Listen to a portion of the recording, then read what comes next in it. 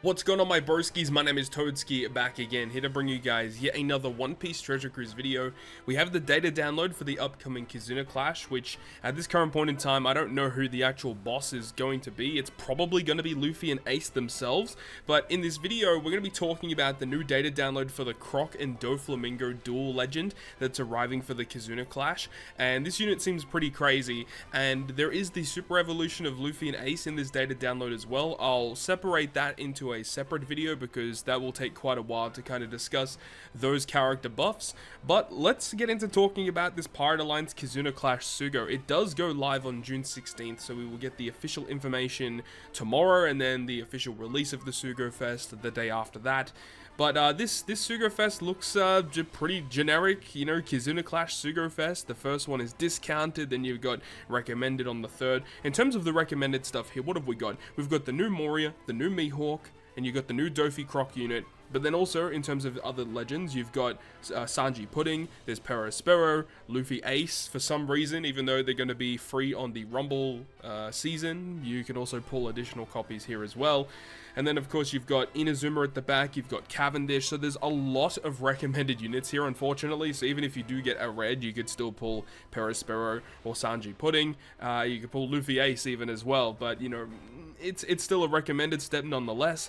You get a guaranteed legend on the 5th, one on the 8th, another recommended on the 10th, even you go all the way to the 25th for the Kizuna Clash legend, Doflamingo and Crocodile. I do not advise to go to 25 multis for Dofi and Croc. They seem really fun, but I think it's one of those types of banners that you should probably just wait to eventually pull them. They're going to be a nice unit for sure, but they're not going to be like the end-all be-all to clearing all content in the game.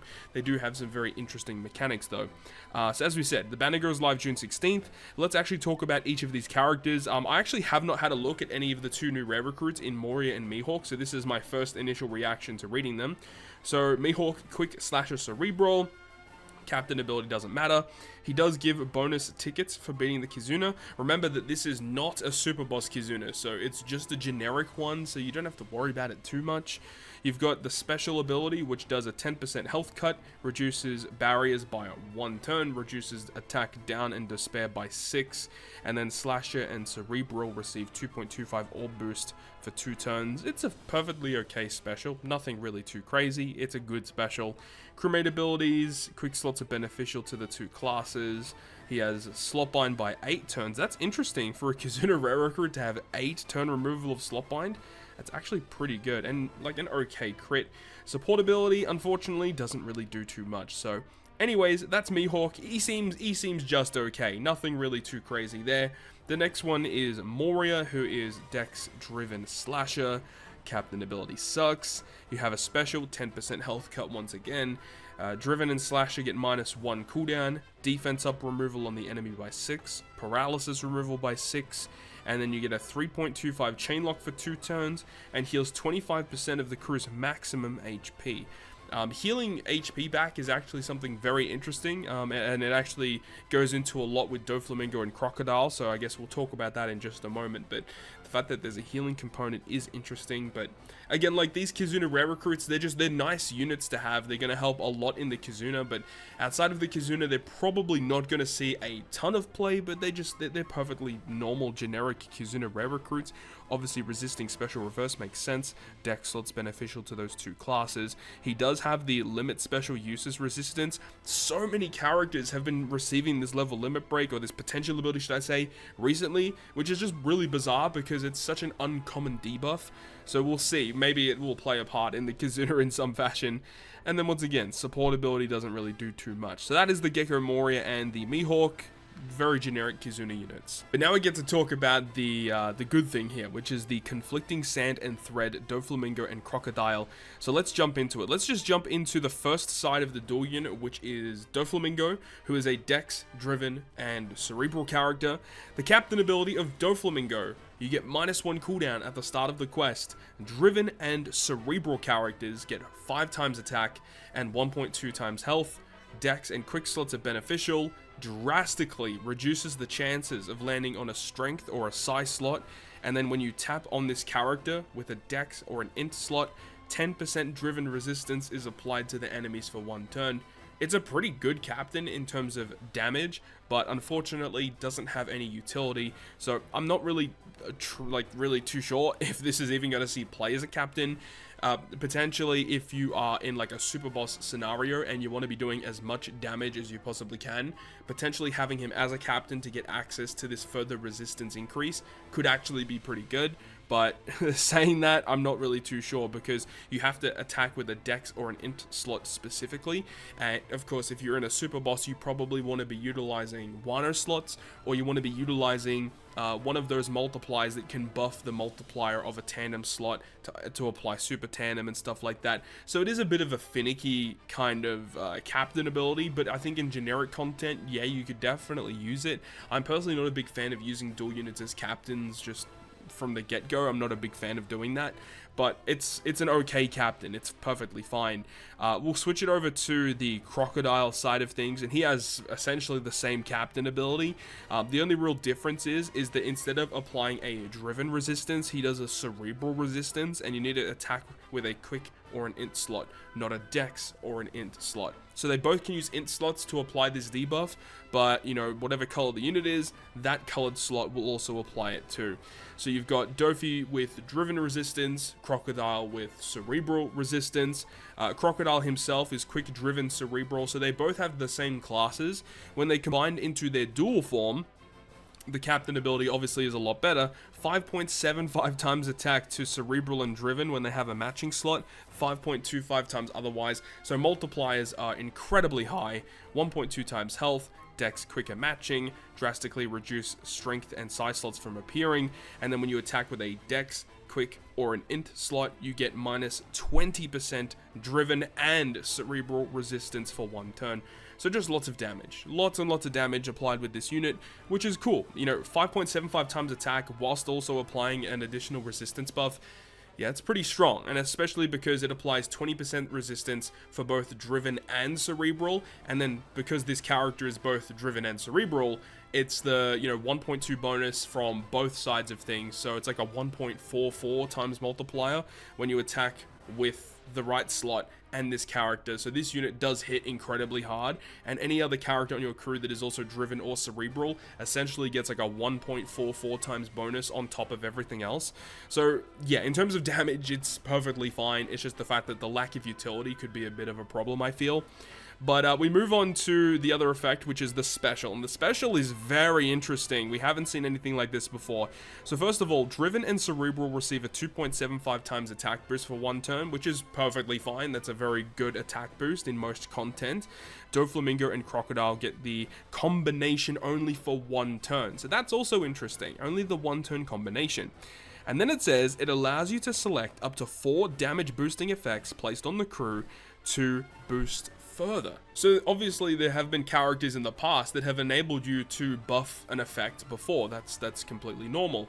However, this is the first character in the game that lets you select specific buffs to actually increase, and it allows you to pick basically any damage boosting effect. It's pretty crazy. So it does give you a bit more information here where it says if you select an attack boost, an orb boost, color affinity boost, it says damage dealing effect, which I assume, I'm not really too sure what damage dealing means. Or chain lock boost. Damage dealing might be a conditional boost. Either way, so you've got attack boost, orb boost, color affinity, chain lock, or damage dealing, which I assume is color affinity. And if you select one of those buffs, it gets a 0.25 increase. But then it says if you select a chain multiplier boost, which is, I guess, a chain addition, then it's a plus 0.5 increase to that, which is pretty cool. Then it says if you select a chain multiply growth rate boost, which I assume might be a multiplicative buff. It isn't really worded well, but it gives a 0.2 increase to that. If you select a base attack boost, it's a plus 400 to that base attack boost. And then it says that every time that you select a buff, it actually reduces your crew's maximum HP by 25%. And it says it will be used for each effect chosen. In the case of the HP would be reduced to 0, 1 HP will remain. And if HP is not high enough, the number of effects that can be chosen will also be reduced. So every time you're selecting a buff, you're losing 25% of your HP. And that's actually quite a lot, right? It's 25% of your maximum HP, not your current HP. So, you know, if you're at 100,000 HP, hypothetically, and you select a buff, you lose, you know, 25,000. But it doesn't mean that if you start at 50k out of your 100k, you don't just lose, you know, 25% of that. You actually lose still 25,000. So in that case, you got to be very careful in terms of how everything is built, and that's why we had the Moria in this batch that did heal your crew by 25%, essentially giving you, you know, an extra one of these buffs to select to actually increase. So this character already gives you an attack boost, so you can just straight up select the attack boost to upgrade to make it a 3 times attack, which is good. But of course, the really cool applications of this is just injecting this character into whatever normal team you have, and then using way better buffs, and then selecting each of them to upgrade. So like in a Super Boss Kizuna sense, if you just have a wide range of different buffs, after you use this special, yes, you're reducing your HP basically down to nothing, but you're allowing yourself to select all of these different buffs to get all these increases, which is really cool. The only real issue that I see with this is that it does not synergize with the Rush Sugo special that was the whole big reason for the anniversary even happening in the first place, you know? They brought in this new mechanic of Rush Sugo special, and since the release of them bringing out Sanji, they've basically kept bringing out these units that want to reduce their HP. You obviously had the Legend Zoro, which had a big mechanic about reducing HP. You have the new batch with Whitebeard, Blackbeard, who also want to reduce their HP. And now you have this guy with his special that also reduced their HP. So it doesn't synergize at all with Rush Sugo special. What I really hope to see is a little bit of a flip. I want to see more Rush Sugo specials make their way into the game because it's such an interesting mechanic, and since the new update of version 13.0 at the end of April, we've only seen one character come out since the end of April with this new mechanic. So I would hope that we get more of it in the future. And this character doesn't synergize well with that at all. I digress though. Let's actually just think about like what this unit is actually doing. This unit is really cool. I like what they're doing. It's something unique, it's something that we haven't seen before. And while yes, it's not like the most broken unit in the game, I feel like this is just a nice addition to make you do more damage than what you normally would. But of course, the big issue is that he doesn't have any utility. I will say though, Crocodile does get access to pretty good supports. You know, he had that whole like Alabaster batch that was focused on Crocodile, so that could kind of synergize pretty well with him. But you know, it's not the best. It's good, but it's not like it's the most game-breaking unit ever. But I think that it does have potential, and I think that a lot of endgame players are going to be able to utilize this character pretty effectively. Furthermore, let's look at the crewmate abilities. You get 100 attack to Driven and Cerebral, quick and dex are beneficial to Driven and Cerebral.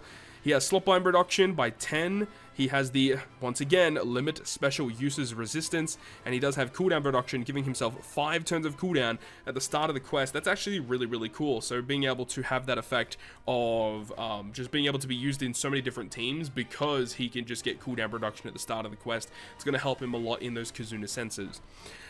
Furthermore, we haven't even talked about the switchability of this unit. So first of all, he changes his own slot into matching. It does not go through block slots. He heals himself 5% of the crew's max HP, which is not a lot, it's fine. Reduces the crew's special bind and bind duration by 1 turn, makes int slots beneficial for 1 turn. That's actually a pretty good switchability, being able to generate that effect every single turn to remove 1 turn of bind and 1 turn of special bind.